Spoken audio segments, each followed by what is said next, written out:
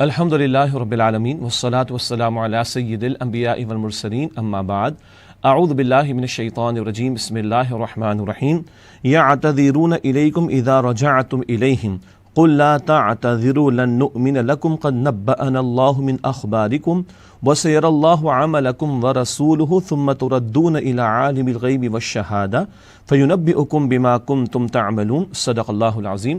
اللہم صلی وسلم علی نبینا محمد رب اشرح لی صدری ویسر لی امری واحلل عقدۃ من لسانی یفقہوا قولی واجعل لی وزیرا من اہلی آمین یا رب العالمین۔ ناظرین کرام السلام علیکم ورحمۃ اللہ وبرکاتہ۔ خلاصہ مضامین قرآن حکیم کا سلسلہ وار بیان جاری ہے اور مقصد ہے کہ مختصر وقت میں قرآن حکیم کے ایک پارے کے اہم مضامین اور موضوعات وہ ہمارے سامنے آ جائیں اور یقیناً پھر اس سے ہمارے اندر شوق پیدا ہو کہ ہم قرآن حکیم کو باقاعدہ سیکھیں، سمجھیں اور اس پر عمل کریں۔ اللہ ہم سب کو اس کی توفیق عطا فرمائے۔ آج قرآن حکیم کے 11ویں پارے کا ہم مطالعہ کر رہے ہیں۔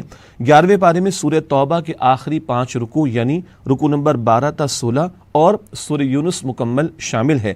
سورہ یونس 11 رکوع پر مشتمل ہے جو اسی پارے میں انشاءاللہ ہمارے سامنے آئے گی۔ اب آئیے مطالعہ آگے بڑھاتے ہیں۔ سورہ توبہ رکوع نمبر 12 آیات 90 تا 99۔ اللہ کی راہ میں نہ نکلنے والوں کا انجام۔ آپ کے علم ہے کہ غزوہ تبوک کا بیان ہے سورہ توبہ میں، اور منافقین کا بھی پول کھولا گیا جنہوں نے اس موقع پر راہ خدا میں جہاد و قتال کرنا اس سے فرار اختیار کیا تھا۔ ذکر ہے کہ وہ لوگ کہ جو شریک نہیں ہوئے تھے اس غزوہ میں، ان میں منافقین بھی شامل تھے جنہوں نے جھوٹے بہانے بنائے۔ بتایا گیا کہ عنقریب ان کے جھوٹے بہانوں کی بدترین سزا ان کو دی جائے گی۔ البتہ وہ لوگ جو معذور ہیں، جو لوگ بیمار ہیں، جن کے پاس اسباب نہیں تھے، طویل سفر تھا، سواریاں نہیں تھیں، اگر وہ راہ خدا میں نہیں نکل سکے تو ایسے لوگوں کے لیے کوئی حرج کی بات نہیں ہے۔ البتہ بعض ایسے بھی بد نصیب ہیں کہ جنہوں نے کوئی جھوٹا بہانہ بنانے کی زحمت بھی نہیں کی، اس قدر انہوں نے فرار کا رویہ اختیار کیا۔ اور بتایا گیا کہ جب مسلمان واپس لوٹیں گے، 11ویں پارے کا آغاز ہے، جب مسلمان غزوہ تبوک سے واپس لوٹیں گے تو اب یہ جھوٹے بہانے بناتے ہوئے آئیں گے اور مسلمانوں کو راضی کرنے کی کوشش کریں گے۔ بتا دیا گیا کہ اللہ تعالیٰ ان سے بالکل راضی نہیں ہوگا۔ اعلان ہوا کہ مسلمان اگر ان سے راضی ہو بھی جائیں بالفرض تو اللہ سبحانہ و تعالیٰ ہرگز ان سے راضی نہیں ہوگا۔ کچھ بدوؤں کا ذکر ہے۔ بدو وہ لوگ جو دیہاتوں میں رہا کرتے تھے، مدینہ شریف سے باہر کے علاقے اور اس میں جو قبائل وغیرہ تھے ان میں بھی کچھ لوگ ایمان لائے تھے، ان کے تعلق سے بھی تذکرہ ہے، مگر ان میں منافقین بھی کچھ لوگ ہو گئے اور بہرحال کچھ سچے مسلمان بھی تھے۔ دونوں طرح کے تصورات اور دونوں طرح کے حالات کا بیان ہے۔ بتایا گیا کہ کچھ لوگ تو وہ ہیں کہ جو ان بدوؤں میں سے راہ خدا میں مال خرچ کرنے کو بڑا تاوان اور بڑا بوجھ سمجھتے ہیں، مشکل میں آ گئے، گویا کہ ایمان قبول کر کے معاذ اللہ ایسا بوجھ سمجھ رہے ہیں۔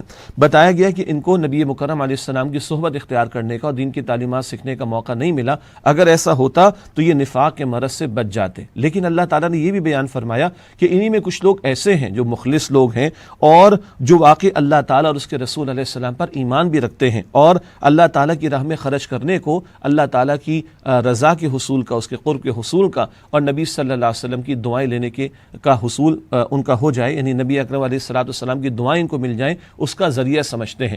پتہ چلا کہ حالات جیسے بھی ہوں، اگر بندہ خود مخلص رہنا چاہے تو وہ رہ سکتا ہے۔ اسی معاشرے کے بدو وہ بھی تھے جو تاوان سمجھتے رائے خدا میں خرچ کرنے کو، اور اسی معاشرے میں وہ ہے جو مخلص ہیں اور اللہ کی قرب کا حصول سمجھتے ہیں، نبی علیہ السلام کی دعاؤں کے لینے کا ذریعہ سمجھتے ہیں، کس بات کو؟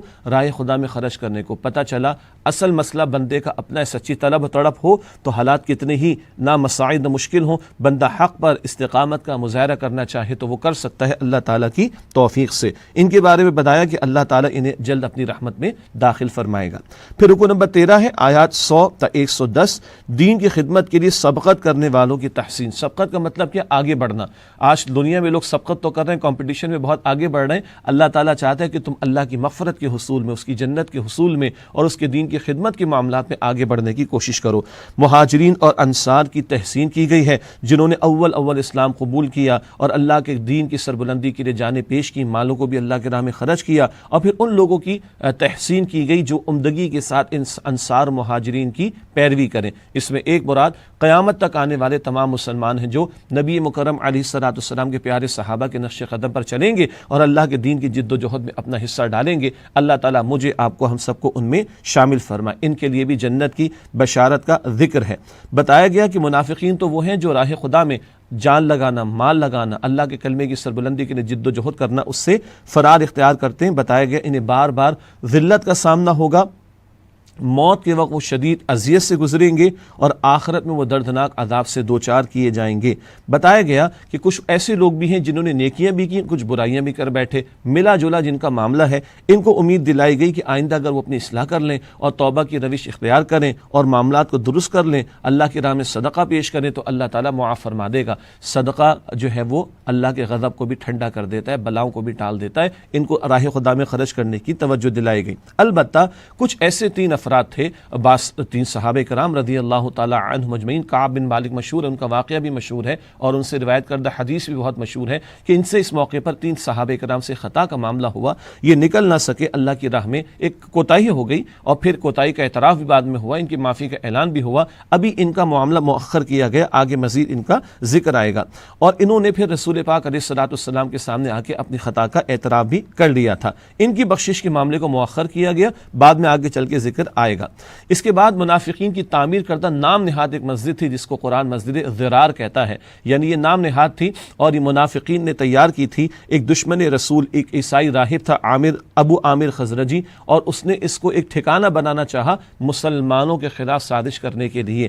اللہ تعالیٰ نے نبی علیہ الصلوۃ والسلام کو وحی کے ذریعے مطلع فرما دیا اور اس نام نہاد مسجد کا جو معاملہ تھا اس کو ڈھا دیا گیا۔ نام نہاد کی ظاہری بات ہے، اور اس کے برعکس مسجد قباء کی تعمیر جو حضور نے فرمائی تھی صلی اللہ علیہ وسلم، اس میں نماز ادا کرنے کی تلقین، اور ایک رائے کے مطابق یہاں مسجد قباء کے اطراف میں جو مسلمان آباد تھے ان کی تحسین کی گئی ہے کہ وہ طہارت کا خصوصی اہتمام کرتے ہیں اور اللہ تعالیٰ طہارت اختیار کرنے والوں کو پسند فرماتا ہے۔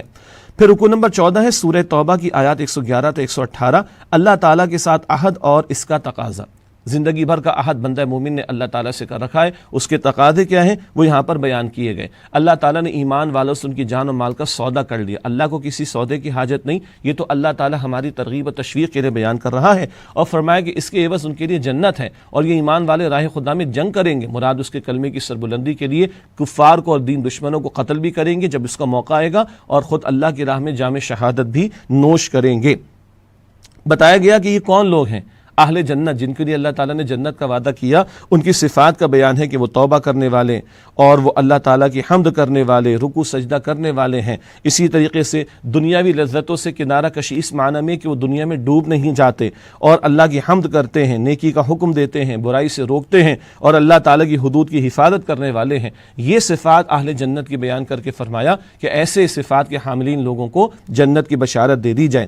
پھر مہاجر اور انصار صحابہ کرام کی مدح کی گئی، ان کی تعریف کی گئی ہے، جنہوں نے بڑی مشکل گھڑی میں اللہ کے نبی علیہ الصلوۃ والسلام کی پکار پر لبیک کہا۔ مشکل گھڑی سے مراد غزوہ تبوک کا موقع کہ بہت طویل سفر تھا، سینکڑوں میل دور کا معاملہ تھا اور سواریاں بھی کم تھی، مشقتیں بھی زیادہ تھیں، گرمی بھی شدید تھی۔ بتایا کہ وہ جو تین صحابہ کعب بن مالک اور ان کے دو اور ساتھی، ان کی جو توبہ کا معاملہ مؤخر کیا گیا تھا، اللہ تعالیٰ نے ان کو معاف فرما دیا کیونکہ انہوں نے اللہ اور اس کے رسول کے ساتھ وفاداری کا حق ادا کیا، مخلص تھے، خطا ہو گئے، اعتراف کر لیا، اللہ سبحانہ وتعالیٰ نے معاف فرما دیا۔ البتہ 50 دن تک ان کا بائیکاٹ رہا، ان سے کلام نہیں ہوا تھا، اس کے بعد ان کی معافی کا اعلان کیا اور بتایا گیا کہ وہ اللہ اور اس کے رسول کے ساتھ محبت کرتے رہے اور باقاعدگی کے ساتھ جو ہے وہ نماز ادا کرتے رہے اور دین اسلام کے ساتھ چمٹے رہے، تو اللہ تعالیٰ نے ان کی توبہ قبول فرما لی ہے۔ سورہ توبہ کا رکوع نمبر 15 ہے، آیات 119 تا 122۔ نیک لوگوں کا ساتھ اختیار کرو، اللہ تعالیٰ نے حکم دیا کہ اتقوا اللہ وکونوا مع الصادقین، اللہ کا تقوی اختیار کرو اور نیک لوگوں کے ساتھ جڑ جاؤ۔ آدمی جب نیکی کے ماحول میں جڑتا ہے، نیک لوگوں کے ساتھ جڑتا ہے، تو نیکی میں اور خیر میں آگے بڑھنا اور گناہ سے بچنا اس کے لیے آسان ہو جاتا ہے۔ اللہ ہمیں بھی دینی اجتماعیت اختیار کرتے ہوئے دین کے تقاضوں پر عمل کی توفیق عطا فرمائے۔ بتایا گیا کہ غزوہ تبوک کا جو موقع تھا تو ایمان والوں کی شان تو کیا ہونی چاہیے کہ وہ اپنی ذات پر نبی مکرم علیہ الصلوۃ والسلام کو ترجیح دیں۔ اپنی ذات پر ہم ترجیح دیں کس کو؟ نبی اکرم صلی اللہ علیہ وسلم کو، اور جب جب ان کی طرف سے پکار لگے تو ان کی پکار پر لبیک کہا جائے۔ اور اس کا اجر و ثواب کیا بتایا گیا کہ اللہ کی راہ میں اٹھایا ہوا ہر قدم اور برداشت کی گئی ہر تکلیف اور پیش کیے گئے ہر صدقے پر بہترین اجر کا وعدہ عطا ہوا ہے۔ بتایا گیا کہ چند لوگ ہر علاقے سے، ہر قبیلے سے نکل کر علم دین حاصل کریں تاکہ باقی لوگوں تک اللہ کے دین کا پیغام پہنچ سکے، یعنی کچھ لوگ تو ضرور دین کا باقاعدہ علم حاصل کریں تاکہ امت کے لیے دین کا سیکھنا سکھانا اور دین کے تقاضوں پر عمل کرنا اس کا راستہ کھلا رہے اور وہ آسان ہو جائے ان کے لیے۔ پھر آخر رکوع سورہ توبہ کا رکوع نمبر 16 آیات 123 تا 129۔ عادلانہ نظام اطراف کے علاقوں میں بھی قائم کرو تبوک کا معاملہ تو سرزمین عرب سے باہر نکل کر سلطنت روما کے خلاف ہوا، اب یہاں پر حکم دیا جا رہا ہے کہ اے ایمان والو اپنے اطراف کے علاقے میں بھی تم اللہ کے دین کو قائم کرنے کی جد و جہد کرو، اور اس کے لیے اگر اطراف کے علاقوں میں نکل کر قتال کرنا پڑے تو قتال بھی کیا جائے، تاکہ اللہ کی مخلوق کو اللہ کے دین کی برکتوں سے فائدہ اٹھانے کا موقع میسر آ سکے۔ بتایا گیا منافقین کے بارے میں، وہ طنز کے طور پر پوچھتے ہیں کہ کس کے ایمان میں اضافہ ہوا، یہ صورت نازل ہوتی، مذاق اڑاتے تھے، معاذ اللہ طنز کرتے تھے۔ فرمایا گیا جو سچے ایمان والے ان کے تو ایمان میں اضافہ ہوتا ہے قرآن حکیم کی آیات کے نزول سے، البتہ جن کے دلوں میں دنیا کی محبت ہے تو ان کی باطن کی خباثت میں، گندگی میں اور زیادہ اضافہ ہو رہا ہے۔ سورہ توبہ کے آخر میں بڑی عظیم آیات ہیں نبی اکرم علیہ السلام کی عظمت کے حوالے سے، لقد جاءکم رسول من انفسکم عزیز علیہ ما عنتم حریص علیکم بالمؤمنین رؤوف رحیم۔ ذکر ہے کہ نبی اکرم صلی اللہ علیہ وسلم تم سے انتہائی محبت کرنے والے، تم پر انتہائی شفقت کرنے والے اور تمہاری خیر کے لیے بڑی خواہش رکھنے والے ہیں صلی اللہ علیہ وسلم۔ اگر تم ان کی بات پر لبیک نہیں کہو گے تو پھر جان لو کہ ان کا بھروسہ تو اللہ سبحانہ وتعالیٰ پر ہے، اور وہ اللہ سبحانہ وتعالیٰ عرش عظیم کا مالک ہے۔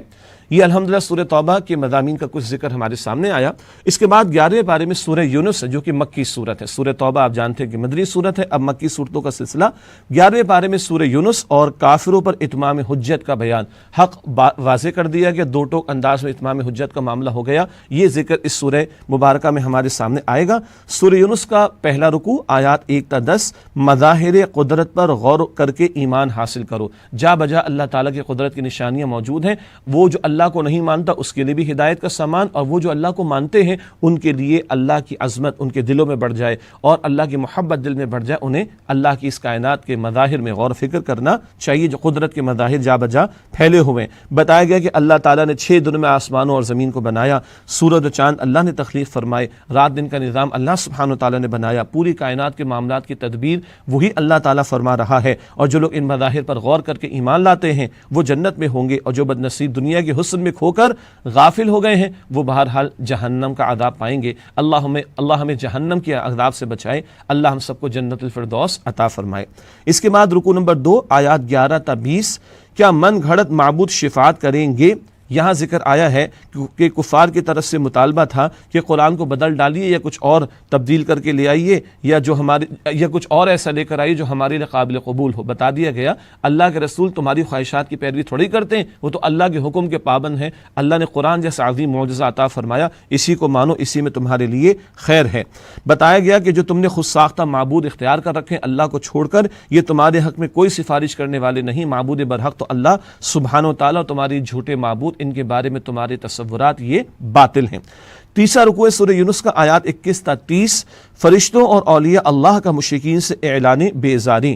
فرشتوں کو اللہ کی خدائی میں شامل کیا مشرکین نے، اور جھوٹے معبودوں کو اختیار کیا، ان سب کی طرف سے نفی کر دی جائے گی۔ اللہ کے نیک بندوں کو اللہ کی الوہیت میں شامل اگر کیا گیا تو وہ بھی صاف انکار کر دیں گے۔ یہاں پر ذکر آ رہا ہے کہ اللہ جب انسان کو اپنی رحمت سے نوازتا ہے تو وہ عیش خدا میں وہ عیش میں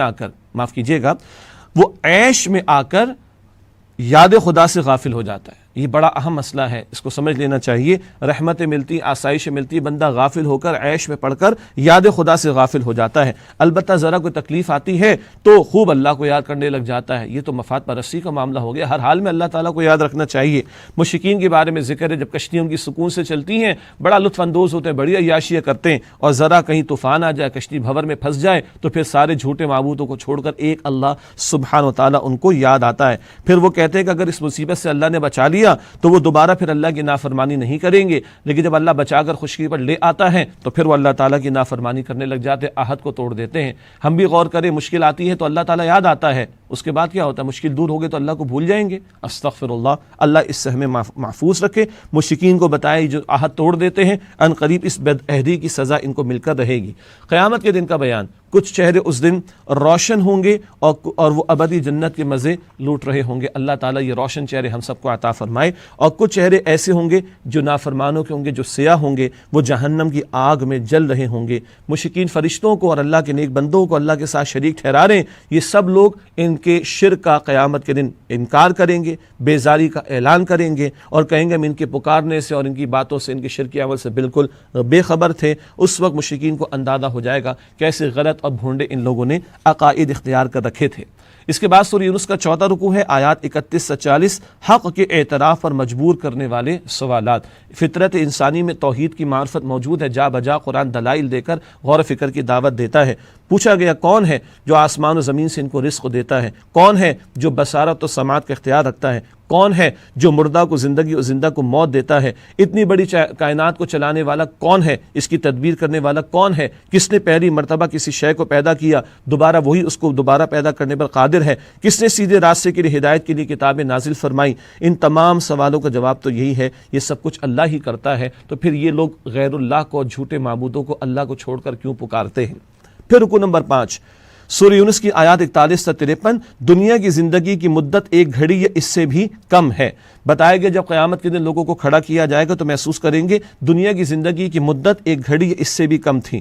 یقیناً خسارے میں وہ لوگ رہے جنہوں نے اس قلیل مدت کی زندگی کو غفلت میں گزار دی ہے۔ کل اعتراف کریں گے بہت ہی تھوڑی تھی، اور آج اسی کے اندر مزے میں لگے ہوئے ہیں۔ اللہ حقائق کھول کر بیان کر رہا ہے۔ اللہ عارضی زندگی کی بجائے ہمیں بھی آخرت کی دائمی زندگی کی فکر کرنے کی توفیق عطا فرمائے۔ بتایا گیا اللہ تعالیٰ نے لوگوں کے لیے ہدایت کے لیے رسولوں کو بھیجا، پھر ان کو مہلت عمل بھی دی، اور جب مہلت ختم ہو گئی اور لوگ باطل پر اڑے رہے تو پھر ان کو اللہ سبحانہ و تعالیٰ نے ملیہ میٹ کر دیا۔ بتایا گیا اب جو لوگ زمین پر باقی ہیں وہ کس بات کا انتظار کر رہے ہیں؟ کیا عذاب کے آنے پر توبہ کریں گے؟ اس وقت تو مہلت عمل ختم ہو جائے گی۔ رکوع نمبر 6 ہے سورہ یونس کی آیات 54 تا 60، قرآن کریم کی عظمت کی 4 شانوں کا بیان۔ قرآن کریم کے بارے میں بتایا گیا یہ واعظ ہے اللہ کی طرف سے جو دلوں کو نرم کرتا ہے، غافلوں کو غفلت سے بیدار کرتا ہے۔ بتایا گیا قرآن شفا ہے، باطن کے اندر جو بیماریاں ہیں دنیا کی محبت کی، ان بیماریوں کا علاج کر دیتا ہے۔ بتایا گیا کہ قرآن ہدایت ہے، اس سے لوگوں کے عقائد کی اصلاح ہو جائے گی، راہ ثواب صحیح راہ ان پر واضح ہو جائے گی۔ اور بتایا گیا جو اس کی تقاضوں پر عمل کریں ان اہل ایمان کے لیے قرآن حکیم رحمت کا باعث ہے۔ اللہ تعالیٰ قرآن حکیم کے بارے میں فرما رہا ہے یہ اللہ کی رحمت سے عطا ہوا۔ اگر آج ہم اللہ کی رحمت کے مستحق بننا چاہتے ہیں اس کا سب سے بڑا ذریعہ خود اللہ تعالیٰ کی کتاب قرآن حکیم ہے۔ اللہ ہمیں اس پہ دل سے ایمان عطا فرمائے، باقاعدہ تلاوت کی، اس کو سمجھنے کی، اس پر عمل کرنے کی، اس کے احکام کے نفاذ کی اور اس کے پیغام کو عام کرنے کی توفیق عطا فرمائے، تبھی ہم اللہ کی رحمت کے مستحق بن سکیں گے۔ رکوع نمبر 7 ہے آیات 61 تا 70، اللہ تعالیٰ کے نزدیک محبوب عمل تلاوت قرآن کریم ہے۔ یہاں بتایا گیا اللہ تمہارے ہر عمل کو جانتا ہے۔ نبی علیہ السلام سے خطاب ہے جس کام میں آپ مشغول ہو اللہ خوب جانتا ہے، لیکن ایک خاص کام کا ذکر کیا کہ جب آپ تلاوت کرتے تو اللہ سبحانہ و تعالی اس کو خوب سنتا ہے۔ سبحان اللہ، یہ تلاوت قرآن کا عمل علیحدہ سے اس مقام پر بیان ہوا، اور اس کی تلاوت کا معاملہ بہت عظمتوں والا عمل ہے۔ اللہ سبحانہ و تعالی ہمیں باقاعدہ قرآن حکیم کی تلاوت کی توفیق عطا فرمائے۔ بتایا گیا کہ اللہ تعالیٰ کے اولیاء، اللہ تعالیٰ کے دوست کون ہیں کہ جن کے دل نور ایمان سے منور ہیں اور وہ تقوی سے مزین ہیں۔ دل میں ایمان ہو اور تقوی ہو، یعنی اللہ کی نافرمانی سے بچتے رہیں، یہ ہیں وہ جو اللہ تعالیٰ کے اولیاء، اللہ تعالیٰ کے دوست ہیں۔ ان کے لیے دنیا اور آخرت میں بشارتیں ہیں اور اللہ کی رضا کی کیفیت ان کو حاصل ہوگی۔ اللہ تعالیٰ اپنے اولیاء میں ہم سب کو شامل فرمائے۔ بتایا گیا ان کو نہ کوئی خوف ہوگا آئندہ کے بارے میں، نہ کوئی غم ہوگا ماضی کے بارے میں۔ خوف اور غم سے اللہ تعالیٰ اپنے بندوں کو جو کہ اولیاء اللہ ہے نجات عطا فرمائے گا۔ رکوع نمبر 8 ہے سورہ یونس کی آیات 71 تا 82، فتح ہمیشہ حق کی ہوتی ہے۔ نوح علیہ السلام کا تذکرہ ہے کہ انہوں نے اپنی قوم کے ساتھ آخری گفتگو فرمائی اور کہا کہ دیکھو تم پر میری تبلیغ کا عمل اگر ناگوار گزرتا ہے تو تم جو چاہو میرے خلاف کر لو، میرا بھروسہ اللہ سبحانہ و تعالیٰ پر ہے اور میں تو بے غرض ہو کر، یعنی میرا کوئی مفاد نہیں ہے، میں تو تمہاری بھلائی کے لیے تبلیغ کا عمل کر رہا ہوں اور کوئی اجر تم سے نہیں مانگتا۔ مگر بدقسمت قوم، ان لوگوں کی اکثریت نے انکار کیا اور پھر آخر میں وہ ہلاکت سے دوچار کر دیے گئے۔ پھر موسیٰ علیہ السلام اور ہارون علیہ السلام کا ذکر ہے، انہوں نے فرعون اور اس کی قوم کو دعوت حق پیش کی، معجزات کے ذریعے حق کے ثبوت پیش کیا، مگر ان لوگوں نے ان کی دعوت کا، موسیٰ علیہ السلام اور ہارون علیہ السلام کی دعوت کا معاذ اللہ مذاق اڑایا، معجزات کا انکار کیا اور ان کو معاذ اللہ جادو قرار دیا، اور پھر ماہر جادوگروں کو مقابلے کے لیے بلایا، پھر جادوگروں کو مقابلے میں شکست ہو گئی۔ اللہ نے حق کا حق ہونا، باطل کا باطل ہونا وعدے فرمایا، مشہور واقعہ جو اس مقام پر بیان ہوا۔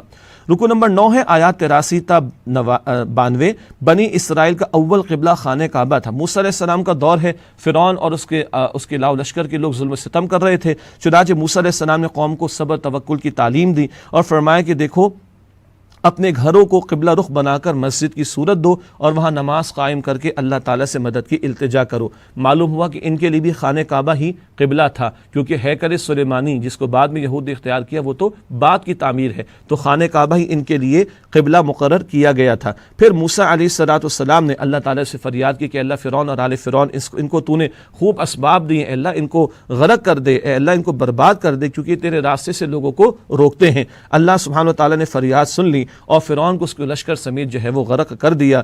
غرق ہوتے ہوئے فرعون ایمان لایا ہے، کہتا ہے میں ایمان لے آیا، فرمایا کہ اب ایمان لاتے اس سے پہلے نافرمانیاں کرتا رہا، پھر اس کی لاش کو اللہ تعالیٰ نے محفوظ کر دیا اور قیامت تک کے لیے عبرت کا ذریعہ بنا دیا۔ رکوع نمبر 10 ہے سورہ یونس کی آیات 93 تا 103۔ کاش قوم یونس کی طرح دیگر قومیں بھی توبہ کر لیتی۔ اللہ تعالیٰ نے قوم یونس کی تحسین کی ہے، عذاب کے آثار انہوں نے دیکھے، پوری قوم نے اجتماعی توبہ کر دی، سب اللہ کے سامنے جھک گئے، اللہ تعالیٰ نے آئے ہوئے عذاب کو دور کر دیا، ان کو معاف کر دیا۔ پھر بتایا گیا ہے کہ کائنات میں اللہ تعالیٰ کی قدرت کے مظاہر ہیں، ان پر غور کرو اور اللہ کی توحید کو پہچانو اور اس پر ایمان لاؤ۔ یونس علیہ السلام کے قوم کی توبہ ہمیں بھی دعوت دے رہی ہے اجتماعی توبہ کی، اللہ ہمیں اس کی توفیق عطا فرمائے، تبھی ہمارے حالات سدھریں گے۔ پھر رکوع نمبر 11 سورہ یونس کا آخری رکوع ہے اور آخری 11ویں پارے کا بھی آخری رکوع ہے، آیات 104 تا 109۔ باطل کے ساتھ سمجھوتا نہیں ہو سکتا۔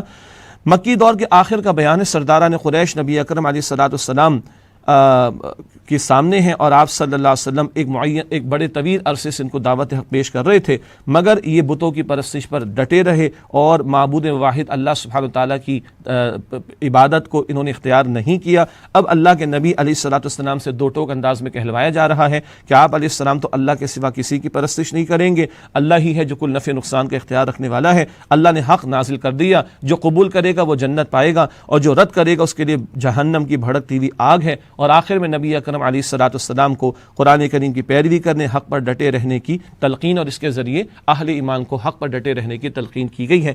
اللہ تعالی ہمیں دین کی سمجھ عطا فرمائے، قرآن کے تقاضوں پر عمل کی توفیق عطا فرمائے۔ وآخر دعوانا الحمد للہ رب العالمین، والسلام علیکم ورحمۃ اللہ وبرکاتہ۔